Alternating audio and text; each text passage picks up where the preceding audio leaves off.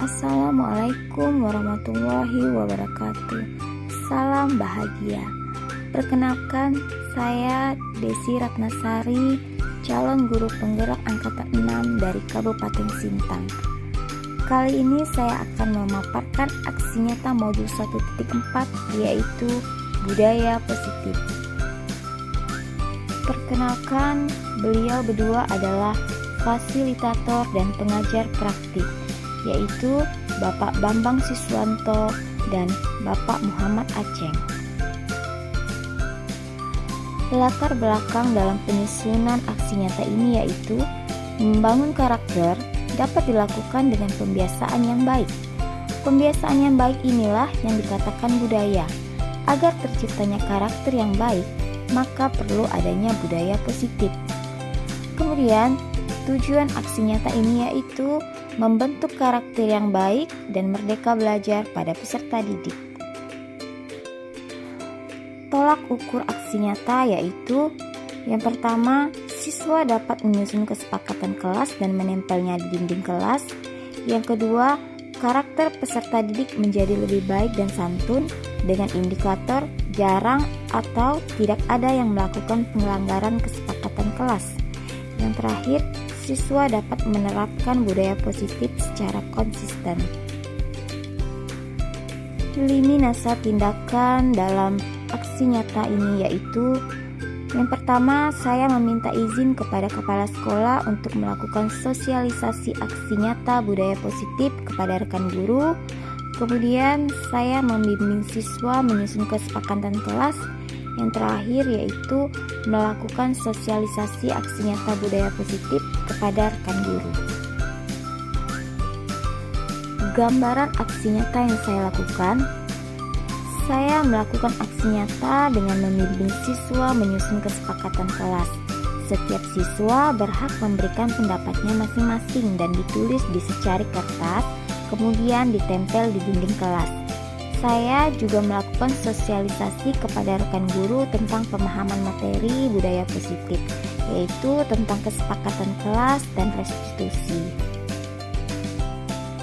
Dukungan yang saya butuhkan dalam aksi nyata ini tentu saja yang pertama dari kepala sekolah, rekan guru, siswa, orang tua siswa, dan juga sarana dan prasarana.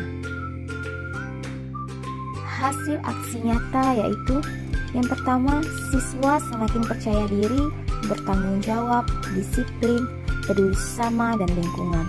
Kemudian, rekan guru lain tergerak untuk menyusun kesepakatan kelas.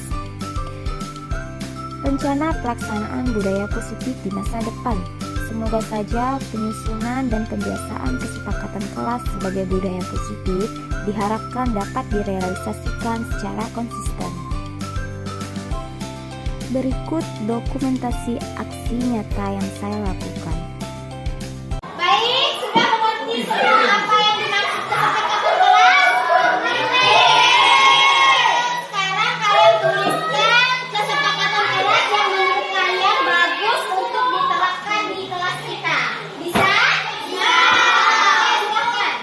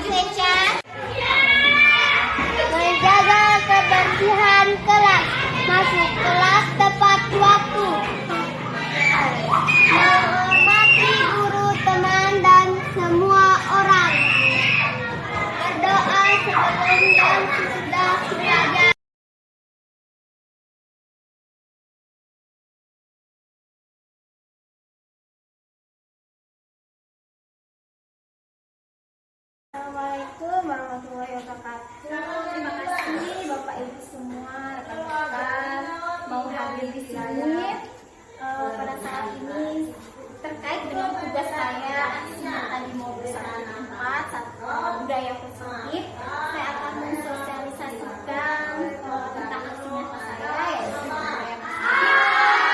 Yang pertama tentang budaya positif itu. Jadi kita sebagai seorang guru memiliki peran untuk membangun atau menumbuhkan budaya positif di sekolah kita.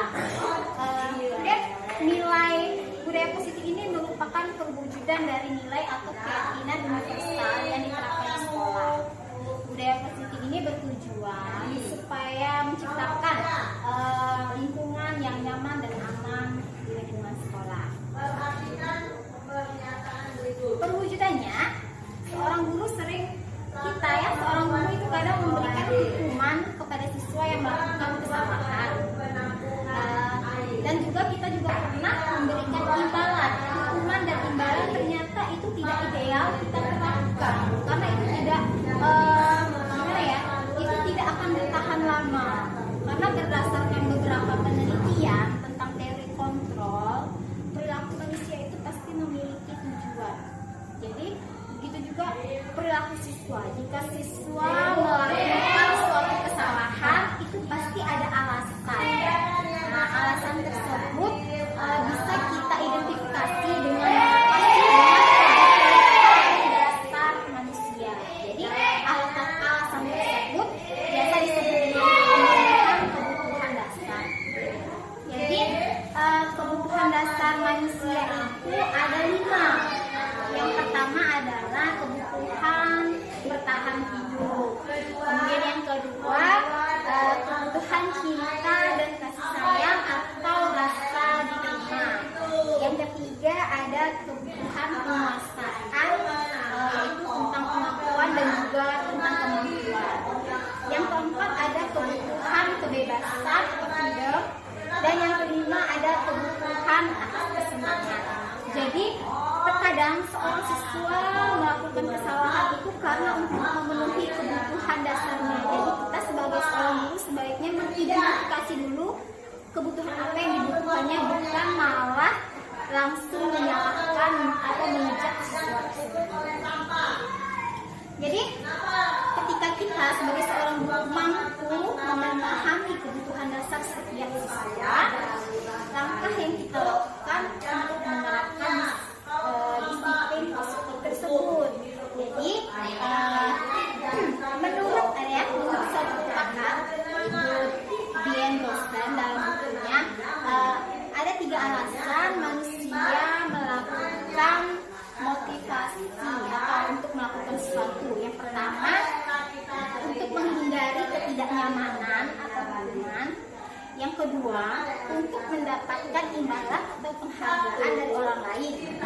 Kemudian yang ketiga untuk menjadi orang yang mereka inginkan sesuai dengan nilai-nilai yang mereka. Nah, yang ketiga inilah yang paling ideal menurut teori motivasi. Jadi penerapan disiplin di sekolah itu dilakukan dengan alasan yang ketiga tadi, yaitu siswa melakukan kebaikan dengan keyakinan itu sesuai dengan nilai-nilai yang sudah tertanam dalam dirinya atau motivasi internal yang sudah berasal dari dirinya sendiri. Keyakinan atau keinginan mereka untuk melaksanakan keyakinan universal yang datang dari siswa atau kita sebut motivasi internal dapat diwujudkan dengan restitusi. Nah, nanti ada video tentang restitusi. Restitusi itu adalah upaya mendisiplinkan siswa dengan cara siswa sendiri yang mencari solusinya. Nah, jadi siswa itu menyelesaikan masalahnya sendiri dan membuat mereka bertindak sesuai dengan keinginan ideal yang didasarkan pada keyakinan kelas. Jadi sebelum kita melakukan ini, kemarin saya beserta murid saya sudah mencoba membuat kesepakatan kelas. Jadi kesepakatan kelas ini dibuat bersama siswa, bukan gurunya yang membuat, guru yang ditempel di kelas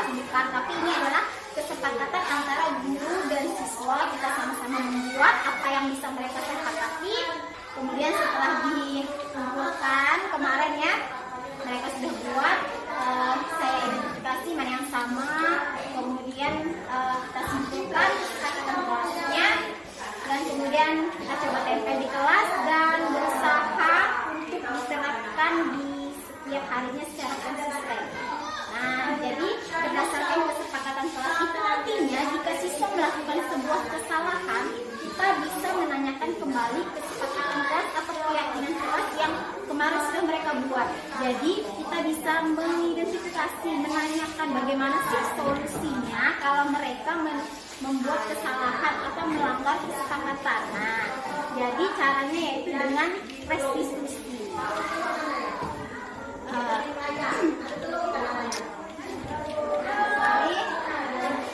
Jadi dalam restitusi itu ada tindakan yang bisa kita lakukan. Yang pertama itu menstabilkan identitas. Ini dengan menunjukkan misalnya kita berkata, oh ibu juga pernah melakukan kesalahan ini. Jadi bukan hanya mereka yang melakukan kesalahan ini, misalnya begitu ya. Kemudian validasi tindakannya salah. Yang kedua adalah validasi tindakannya salah. Dalam validasi tindakannya salah ini misalnya kita tanyakan mengapa sih, apa sih alasan mereka sudah melakukan hal seperti itu. Kemudian apa sih sebenarnya yang membuat mereka melakukan kesalahan. Kemudian yang ketiga adalah menanyakan keyakinan. Nah, menanyakan keyakinan ini adalah nanti kita kaitkan ke keyakinan kelas atau kesepakatan yang kelas yang kita tanyakan. Jadi mereka bisa menyimpulkan sendiri, mencari sendiri solusi mengapa mereka melanggar keyakinan atau kesepakatan kelas mereka yang sudah mereka buat. Nah, ini bisa kita lakukan di tindakan yang ketiga, yaitu menanyakan keyakinan. Jadi nanti ada video tentang restitusinya. Kita bisa tonton ya Bapak Ibu.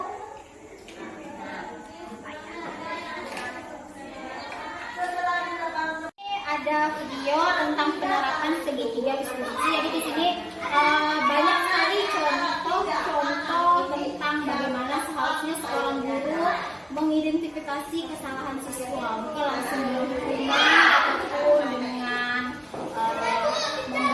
memberikan kesalahan, tapi kita identifikasi dulu kesalahannya dengan menerapkan tadi tiga langkah.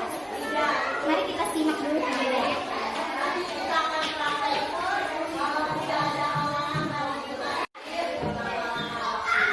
Jadi setelah kita melihat video tersebut, hal tersebut akan berjalan dengan semestinya ketika kita seorang guru ini menempatkan posisi kita pada posisi kontrol manager. Jadi ada 5 posisi lagi nih untuk gurunya. Nah, setelah ini ada lagi video tentang 5 posisi kontrol guru. Jadi nanti bisa kita simpulkan, tapi memang sebenarnya adalah posisi yang paling ideal itu adalah posisi seorang manajer.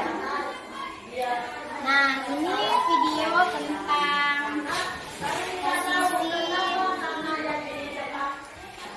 Baik, ini adalah video tentang 5 posisi kontrol kita sebagai seorang guru. Jadi pikiran saya semakin terbuka setelah melihat video ini di modul kami. Jadi saya juga pengen Bapak Ibu menonton juga video ini. Ini bagus sekali. Jadi kita bisa melihat sebenarnya posisi kita saat ini di mana. Dan setelah menonton video ini kita bisa merubah posisi kita menjadi posisi yang mana. Baik, mari kita simak dulu video tentang 5 posisi kontrol kita sebagai seorang guru.